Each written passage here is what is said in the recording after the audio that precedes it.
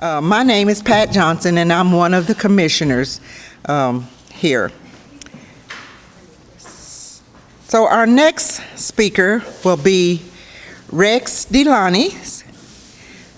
Rex Deloney's colorful, vibrant artwork conveys the messages of hope, faith, and the everyday joys and struggle of life. He works in reflective of his life, past and present, a life that has been enriched with the love and desire to create art that tells a story and evokes memories for anyone that views his work.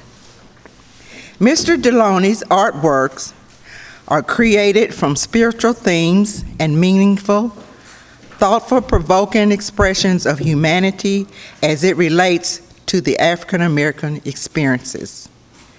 Today, Rex Deloney is an art instructor and chairman of the Fine Arts Department at Central High School in Little Rock, Arkansas, guiding a new generation of creative minds as they seek to tell their own stories through imagery. Please put your hands together and let's welcome Mr. Rex Deloney.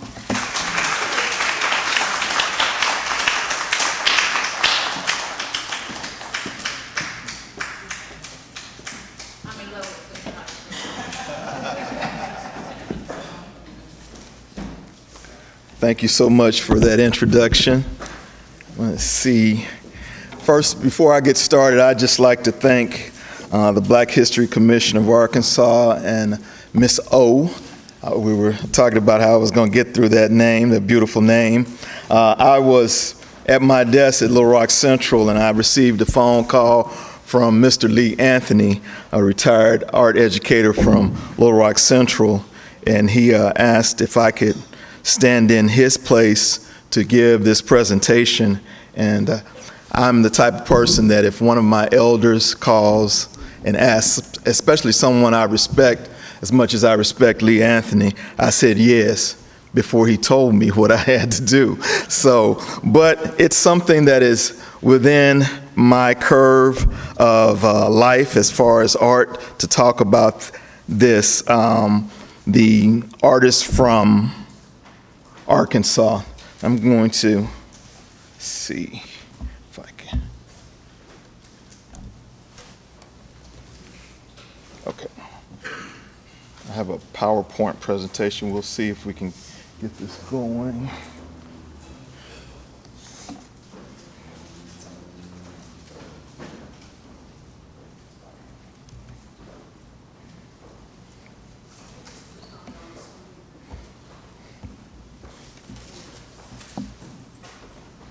Is there a mouse? Oh. Okay. All right.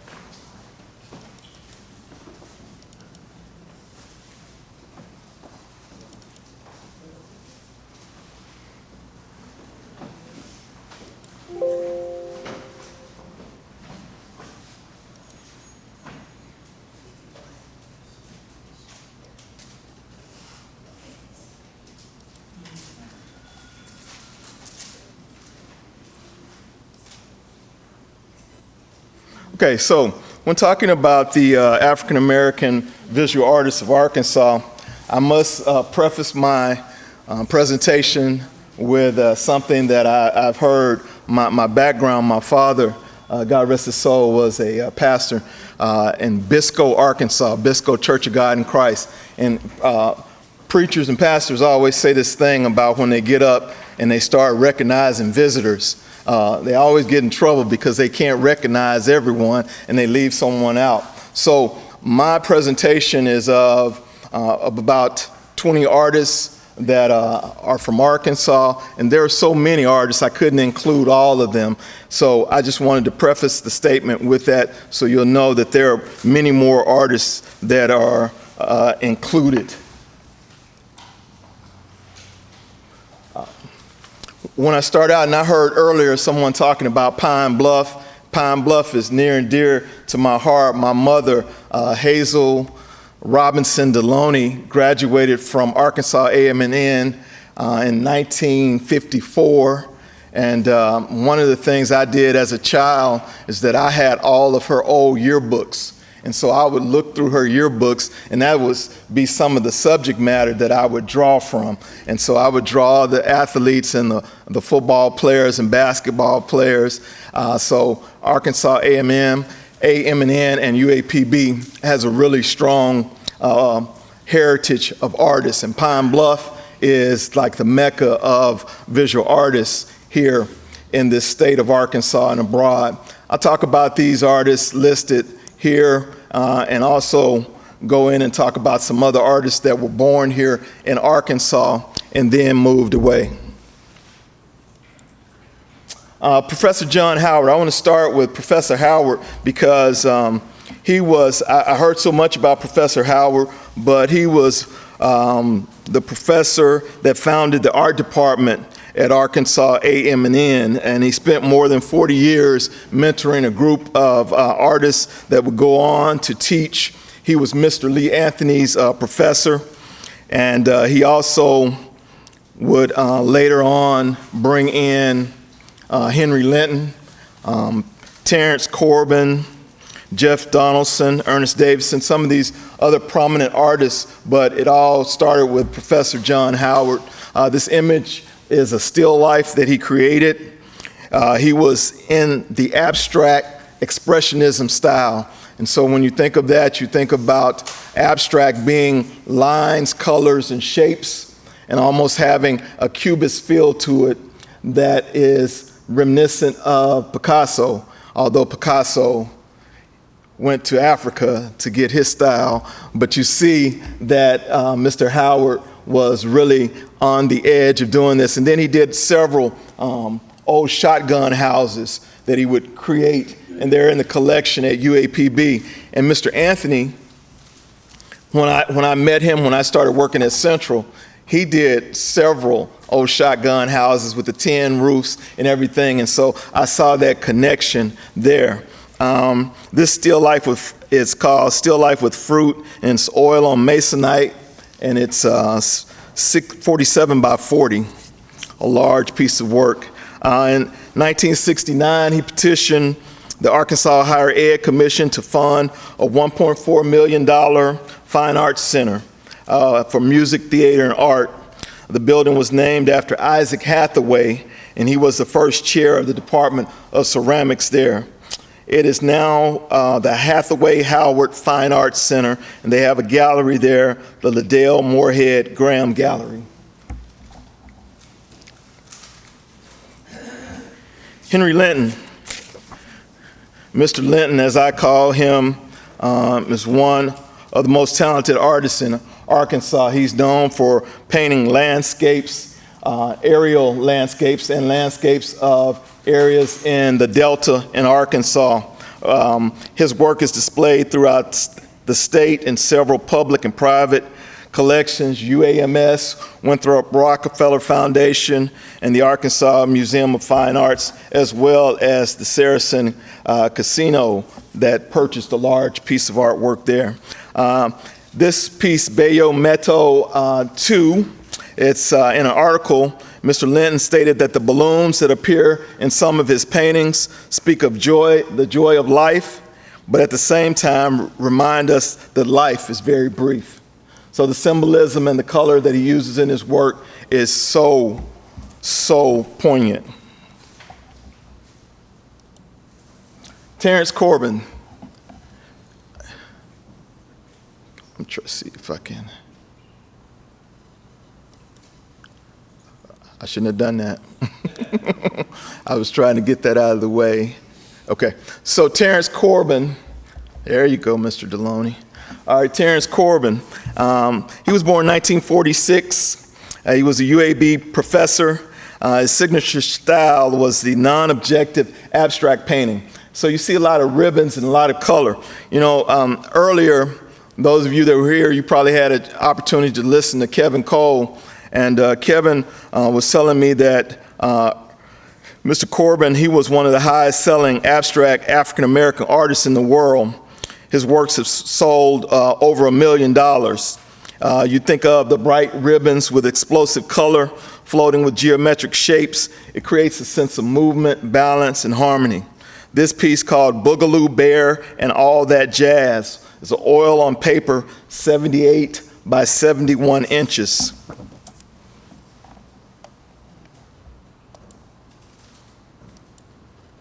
Jeff Donaldson. He was born in Pine Bluff. He was UAPB's first studio art major. He helped found the Black arts movement of the 1960s. He was an Afrocentric pioneer. This piece, Wives of Shango in 1968, shows his style of trans-African, a term used to describe the aesthetic which highlighted the contributions of African Americans and challenged the white hegemony of the world. He was one of the founding fathers. He was one of the founding fathers of Africobra, which is an African commune of bad, relevant artists. He painted on the Wall of Respect that's in Chicago's South Side.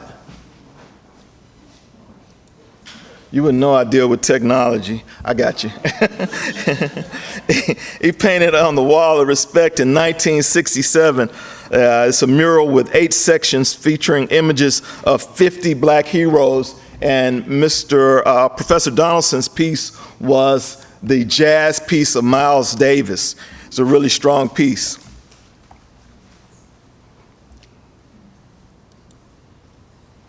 Ernest Davidson. He was born in Little Rock in 1946 and he attended Philander Smith College. He got a BA in art there and then an MFA from Syracuse University. He was an associate professor at UAPB starting in 1972. His artwork was compared to Picasso because of its cubist form. He was also a painter and a sculptor.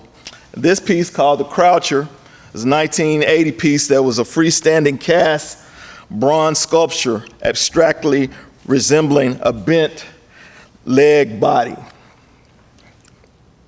He formed one of the best art departments with Henry Linton, Terence Corbin, and Jeff Donaldson.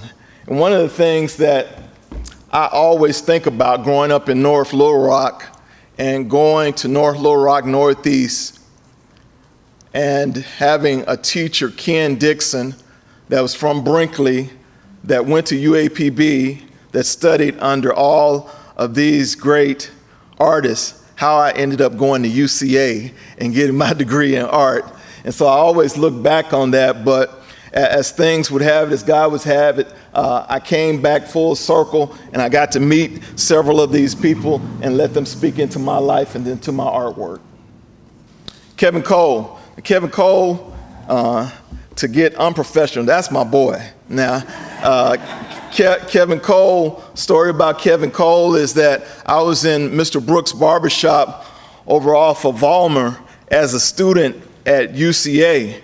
We would drive down early with Mr. Brooks. You'd have to get there at about 7 o'clock and wait in a line just for him to come in at 8 o'clock to get your high top fade. I know it doesn't look like it now, but so we're in the barbershop and in comes U.S. Reed from Pine Bluff, University of Arkansas basketball player, and I had my sketchbook and I was drawing some pictures, doing some stuff while I was waiting, and he told me, he said, hey, I have a homeboy that's an artist. I'm gonna give you all this information. All you have to do is call him. This is circa 1986, 87.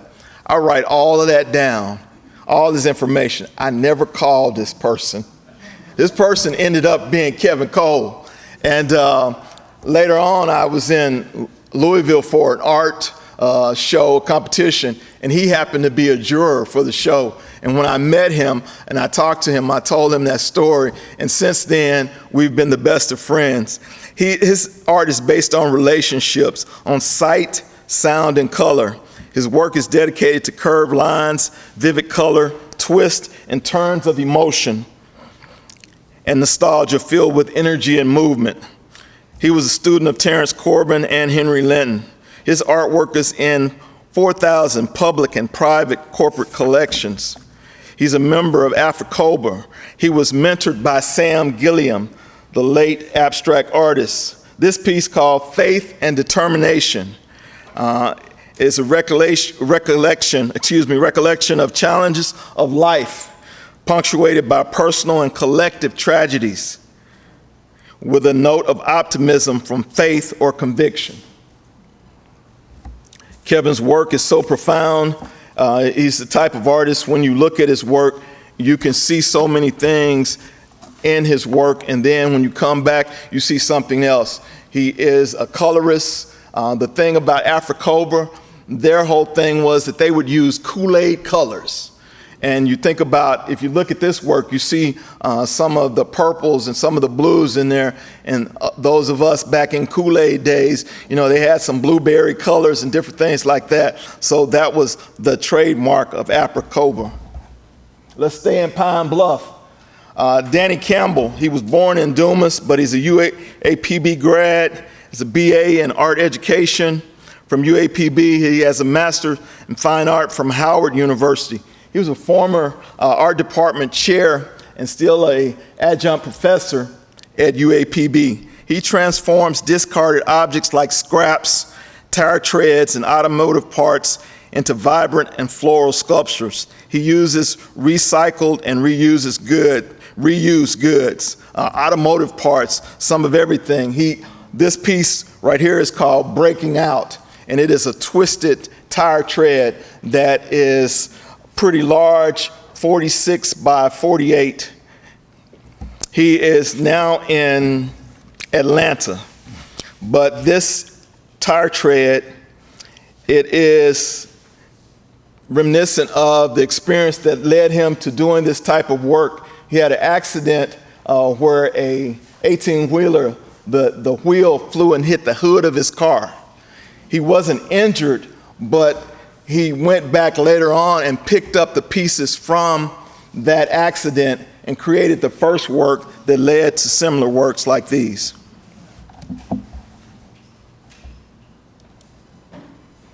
Pine Bluff again.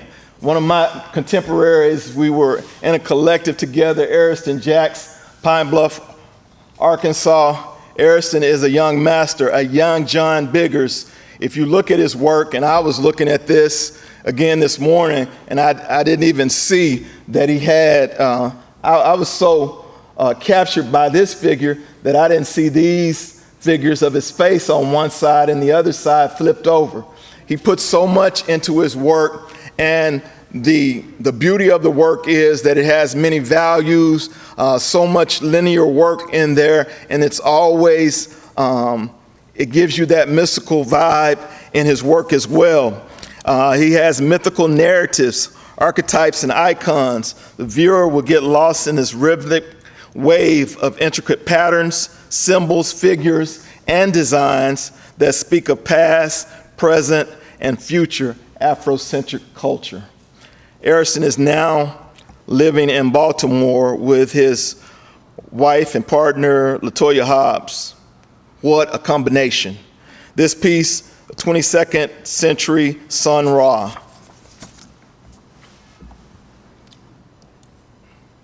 Dewey Crumpler. He was born in Arkansas but moved to California. He is an associate professor at San Francisco Art Institute. The Derek Eller Gallery said that when you look at Dewey Crumpler's work, you know that painting is an act of spiritual aggression. His works explore pop culture, global capitalism, space and time, insight. So this piece called Insight is a 2021 acrylic canvas. One of the things is, if you can see, these are hoodies right here. And this is a sneaker. And these are eyes watching the sneakers. His work, he used his son's discarded hoodie and created a whole series called the Hoodie Series and used it as a metaphor that examined Black futurism and cultural narratives of marginality. I did not know about Dewey Crumpler. Kevin Cole helped me with this, and he was giving me some names. Manuel Hughes, Forest City, Arkansas. Manuel has a BA and an MFA from the University of Missouri. He's a figurative and geometric abstract painter. He paints toys, signs, household items, emphasizing on the intricate details of objects, focusing on a figure-ground relationship to convey a feeling of whimsy and nostalgia to the viewer. Now, when I looked at his work, I thought about Wayne Thiebaud and a lot of the still life works that he does. Mr. Hughes has a lot of work where he would take signs, colored only, signs, and have them stacked together and paint them. And so he's dealing with depth and he's dealing with space as he paints those on oil. He's an oil painter, but beautiful work.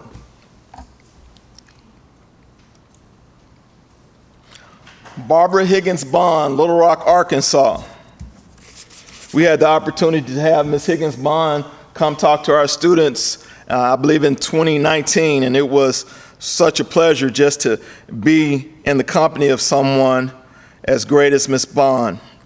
She has a BA from Memphis College of Art. She's a student of Lee Anthony at Dunbar when he taught there. She graduated from Little Rock Central High. Her images have appeared in children's books, magazine and album covers, and collector's plates. She's widely known for this Anheuser-Busch Great Kings and Queens of Africa series. This one is Mansa Kankan Musa, the 14th century king of Mali. She also has worked for McGraw-Hill Publisher, a school publishing book company, had work in Essence Magazine, NBC, and illustrated 4 stamps for the United Nations Postal Administration and U.S. Postal Service. I used to see these posters in Mr. Anthony's room when I'd go see him, and he told me the story of Higgins Bond. Latoya Hobbs, as I said earlier, Latoya is married to Ariston Jacks. Latoya Hobbs worked at Herm Fine Art, which I'm going to talk about in a few minutes, but she worked at Herm Fine Art as a student when she was in UALR, UA Little Rock. Just the nicest and sweetest young lady, and she attended North Little Rock High School.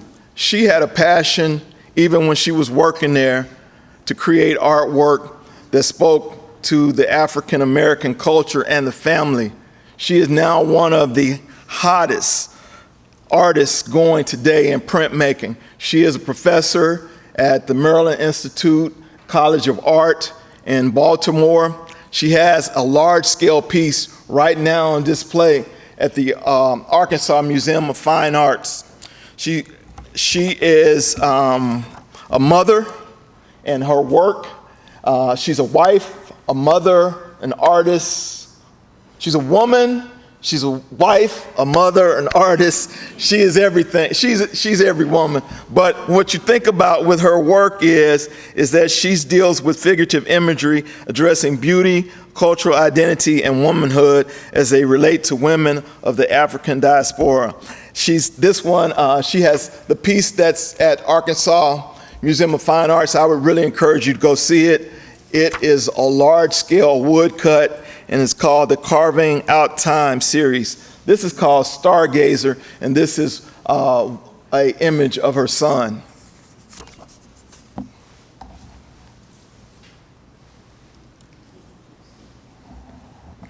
A.J. Smith and Marjorie Williams Smith, another dynamic power couple in the Arkansas art scene. A.J.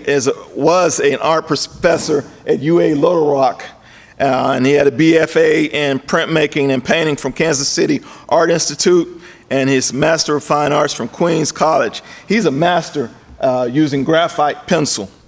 He came to Arkansas by way of an artist in residence program for the Art Center, in 1972. It is the face that brings us together, a means of a means to share life experience. And that is what his statement is about creating this work that's a part of a series called the Arkansas Delta. Sister Mary Liz.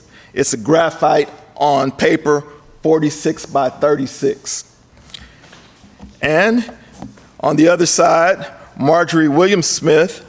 She has a BFA from Howard University and an MFA from Pratt Institute in Brooklyn. She works in silver point, beautiful, intricate, soft pieces, and she taught at UA Little Rock for 30 years as well. She draws with silver point, which is a tool, a silver tool used to work on a surface, and it's prepared with a coating of gesso. And so when she draws, she takes and puts in the images and then scratches away on the metal to have these intricate drawings. And this slide does not do it justice of how beautiful her work is. A lot of these artists are in the collection here at Mosaic Templars. One person that I wanted to mention, John Newman. John Newman was a professor. He passed away in 2019, but he was the only black professor at the University of Arkansas in Fayetteville. He was born in Royer, Arkansas, and had experiences with seeing the concentration camps there, and later on did some work. The other side of the barbed wire fence was a piece that he created in conjunction with another artist. His body of work documented the black experience. And so he was someone that I met when I moved back and tried to get more students of color to go to the University of Arkansas in Fayetteville. Alonzo Ford from Lexa, Arkansas. He's a self-taught artist, and his artwork depicts life in the Arkansas Delta. Now, it takes Garbo Hearn to tell the story about Alonzo Ford and his farm in Lexa. There's beautiful sunflowers all over his garden that he had, and he was just an everyday man, that's a gentle spirit, and someone that I had an opportunity to show with, but he was really on the cutting edge of folk art. All of his artwork would tell stories of his life growing up. This piece called The Big Catch. And he passed away in 2019. Wade Hampton, Little Rock, Arkansas. He graduated from Parkview, but we're not holding that against him, okay? He is a phenomenal oil painter, and he recently completed a commissioned portrait of Scipio A. Jones that's installed in the main lobby of the Main Street Post Office. This man is a Renaissance man. Not only is he a figurative and a portrait painter, but he's also a dancer as well.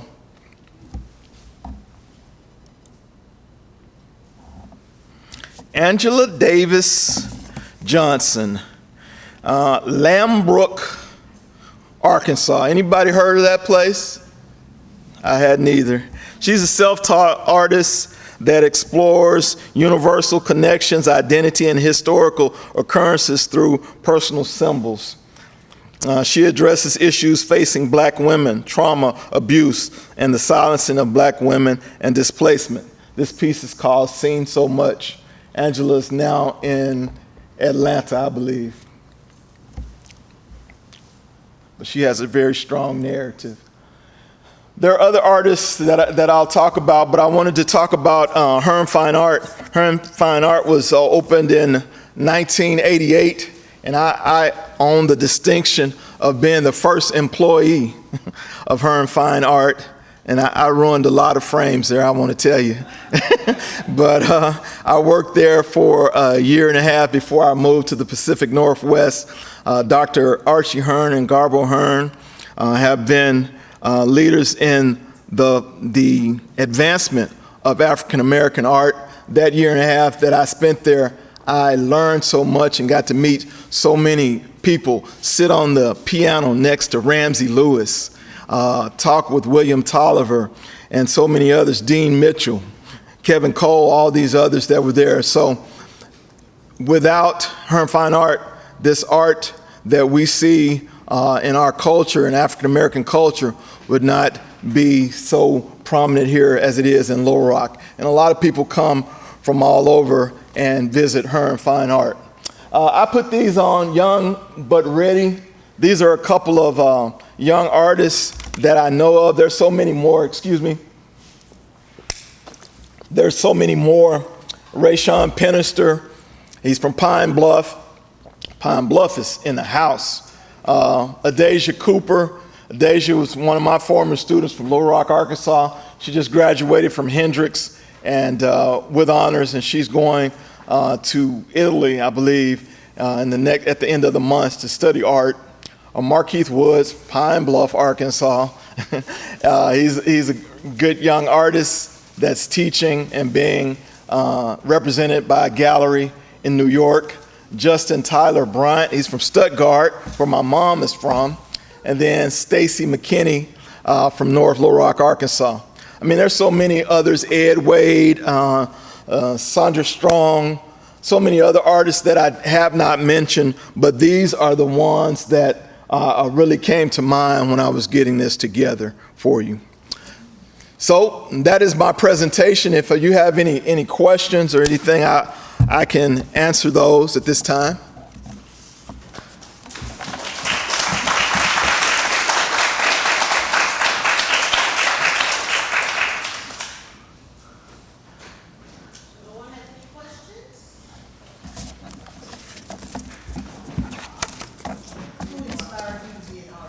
Who inspired? Great question. I was inspired to be an artist. All my brothers were artists. I'm the youngest of 7 children. I'm the 5th son, and all my brothers were artists. My oldest brother was my inspiration because he would bring notebook paper home to me. We were 10 years apart. He would bring notebook paper home to me in Sports Illustrated magazines, and that's how I started drawing, because I started as a sports artist. But he's an inspiration. William Tolliver and Ernie Barnes. Okay, Ernie Barnes, for the longest time, I thought JJ was the baddest artist in the world. And then I found out that Ernie Barnes was doing all the artwork, and I had an opportunity to meet him and let him see my artwork in Philadelphia at an art show. But those two are really the artists that I look up to. And of course, Kevin Cole, as far as being an African-American art teacher, I mean, he's a prototype for the way he taught school. And then also, he's in the Smithsonian and is working over 4,000 collections. So I look up to him a lot, and he's someone that I talk to a lot about my artwork. Where could we see some of your artwork, and where is maybe a piece that you're the most proud of? If it might not be there now, but in the past, it was at a place that you're most proud of. Okay. Downstairs. Downstairs, Mosaic Templars named me the 2023 Artist of the Year, and I just finished a piece, a 9th Street piece that is downstairs, and they have prints of that. I also paint murals. Johnson and I were talking. I've painted 13 murals at Park. Positive Atmosphere Reaches Kids, the youth ministry for Keith Jackson. So inside the gymnasium, if you ever go in there, all the murals on the wall except 3 of those are my murals.